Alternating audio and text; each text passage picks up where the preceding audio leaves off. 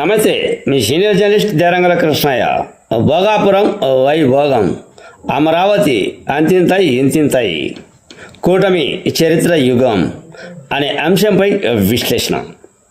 ఈరోజు మొత్తం ఆంధ్రప్రదేశ్ నూతనంగా ఏర్పడినటువంటి అమరావతి రాష్ట్రం అంతర్జాతీయ పరంగా నానుడి అమరావతిని తలుచుకునే పరిస్థితి జరుగుతుంది.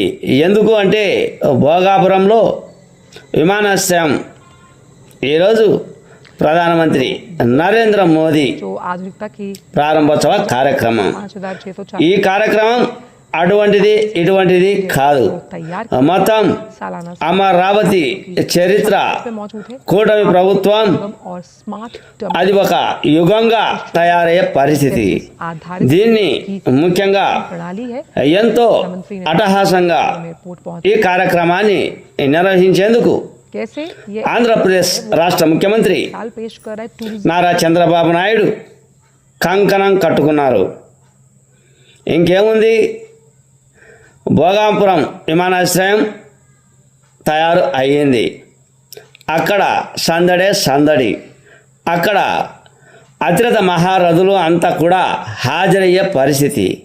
ఈ పరిస్థితి ప్రకారం చూస్తే ఇక భవిష్యత్తులో ఈ విమానాశ్రయం, భోగాపుర విమానాశ్రయం ఎంతో చరిత్రకెక్కే పరిస్థితులు కొనసాగుతూ ఉంటాయి. ఇంకా ఇంకా అభివృద్ధి చెందాల్సి ఉంది. ముఖ్యంగా ఈ పరిస్థితుల ప్రకారం చూస్తే, ఈ స్థితిగతుల ప్రకారం చూస్తే ఆంధ్రప్రదేశ్ రాష్ట్రంలో అభివృద్ధి బాటకు ఇది ఒక నాంది అని చెప్పవచ్చు.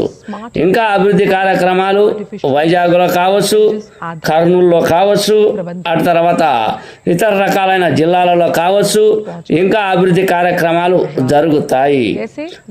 ఇటువంటి అభివృద్ధి కార్యక్రమాలు కాదు.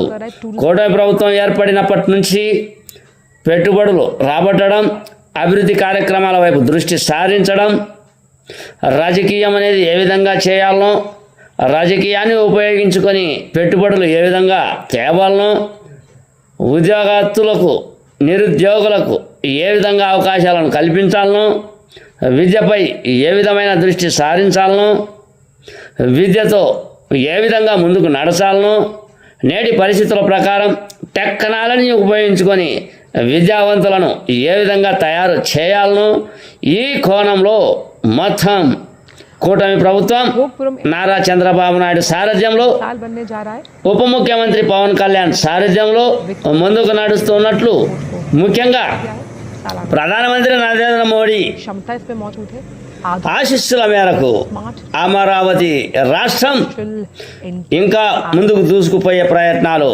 కొనసాగిస్తుంది అన్నదే నా ఈ చిన్న వీడియో. कैसे ये एयरपोर्ट जो है वो आधुनिकता की मिसाल पेश कर रहा है टूरिज्म के लिहाज